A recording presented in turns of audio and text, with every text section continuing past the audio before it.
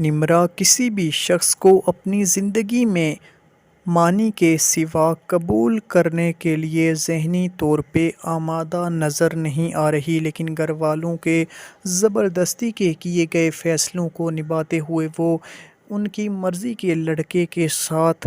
شادی کے لیے حامی تو بھر دیتی ہے اور ان کی عزت نفس کو مجروح کیے بغیر، ان کے جذبات کو ٹھیس پہنچائے بغیر ان لوگوں کی خواہشات کا احترام تو کرتی دکھائی دے رہی ہوتی ہے، لیکن حقیقتاً وہ بالکل بھی راضی اور مطمئن نہیں ہوتی، کیونکہ وہ معنی کے سوا کسی اور کو اپنی زندگی میں جگہ دینے سے مکمل قاصر دکھائی دے رہی ہوتی ہے۔ بس یہی وجہ ہے کہ وہ